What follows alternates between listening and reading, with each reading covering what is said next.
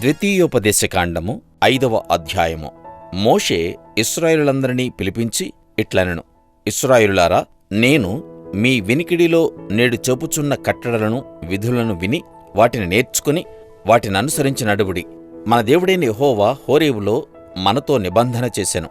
యెహోవా మన పితరులతో కాదు, నేడు ఇక్కడ సజీవులమైయున్న మనతోనే ఈ నిబంధన చేసెను.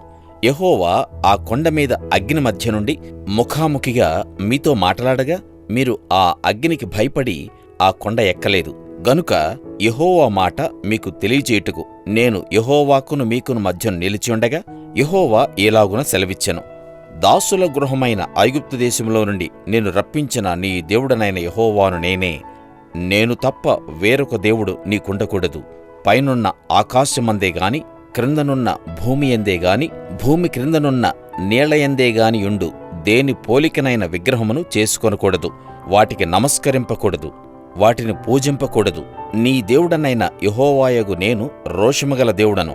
నన్ను ద్వేషించువారి విషయంలో 3-4 తరముల వరకు తండ్రుల దోషమును కుమారుల మీదికి రప్పించుచు, నన్ను ప్రేమించి నా ఆజ్ఞలను గైకొనువారి విషయంలో 1000 తరముల వరకు కరుణించువాడనై ఉన్నాను. నీ దేవుడైన యెహోవా నామమును వ్యర్థముగా ఉచ్చరింపకూడదు. యెహోవా తన నామమును వ్యర్థముగా ఉచ్చరించువానిని నిర్దోషిగా ఎంచడు. నీ దేవుడైన యెహోవా నీకాజ్ఞాపించినట్లు విశ్రాంతి దినమును పరిశుద్ధముగా ఆచరించుము. 6 దినములు నీవు కష్టపడి నీ పని అంతయు చేయవలెను. 7వ దినము నీ దేవుడైన యెహోవాకు విశ్రాంతి దినము. దానిలో నీవైనను, నీ కుమారుడైనను, నీ కుమార్తెైనను, నీ దాసుడైనను, నీ దాసి అయినను, నీ ఎద్దైనను, నీ గాడిద అయినను, నీ పశువులలో ఏదైనను, నీ ఇండ్లలోనున్న పరదేశి అయినను ఏ పనియూ చేయకూడదు. ఎందుకంటే నీవలే నీ దాసుడును నీ దాసియును విశ్రమింపవలెను. నీవు ఐగుప్తు దేశమందు దాసుడవైయున్నప్పుడు నీ దేవుడైన యెహోవా బాహుబలము చేతను చాచిన చేతి చేతను నిన్ను అక్కడ నుండి రప్పించినని జ్ఞాపకము చేసుకొనుము. అందుచేతను విశ్రాంతి దినము ఆచరింపవలనని నీ దేవుడైన యెహోవా నీకు ఆజ్ఞాపించెను. నీ దేవుడైన యెహోవా నీకు అనుగ్రహించు దేశములో నీవు దీర్ఘాయుష్మంతుడవై నీకు క్షేమమగునట్లు నీ దేవుడైన యెహోవా నీకాజ్ఞాపించినలాగున నీ తండ్రిని నీ తల్లిని సన్మానింపుము.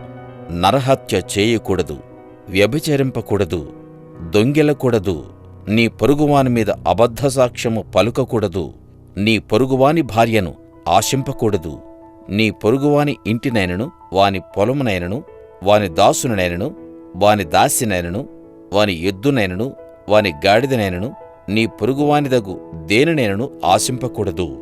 ఈ మాటలను యెహోవా ఆ పర్వతం మీద అగ్ని మేఘ గాఢాంధకారముల మధ్య నుండి గొప్ప స్వరముతో మీ సమాజమంతటితో చెప్పి 2 రాతి పలకల మీద వాటిని వ్రాసి నాకిచ్చెను.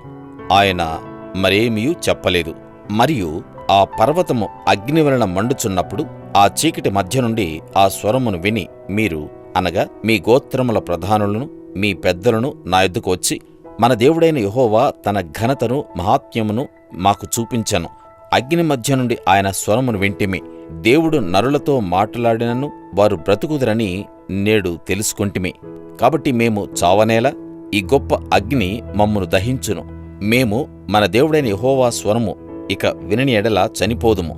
మావలే సమస్త శరీరులలో మరి ఎవడు సజీవుడైన దేవుని స్వరము అగ్ని మధ్య నుండి పలుకుట విని బ్రతికను?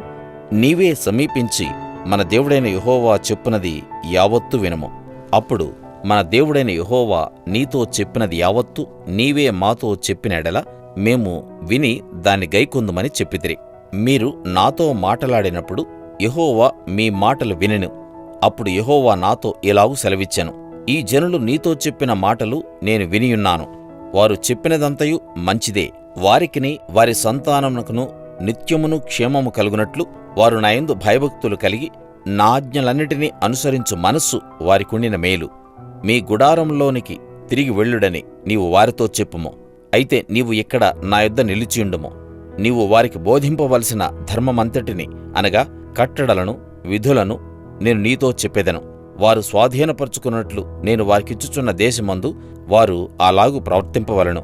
కాబట్టి మీరు కుడికే గాని ఎడమకే గాని తిరుగక మీ దేవుడైన యెహోవా ఆజ్ఞాపించినట్లు చేయుటకు జాగ్రత్తపడవలెను. మీరు స్వాధీనపరచుకొనబో దేశములో మీరు జీవించుచు మేలు కలిగి దీర్ఘాయుష్మంతులవునట్లు మీ దేవుడైన యెహోవా మీకు ఆజ్ఞాపించిన మార్గములన్నిటిలో నడుచుకొనవలెను.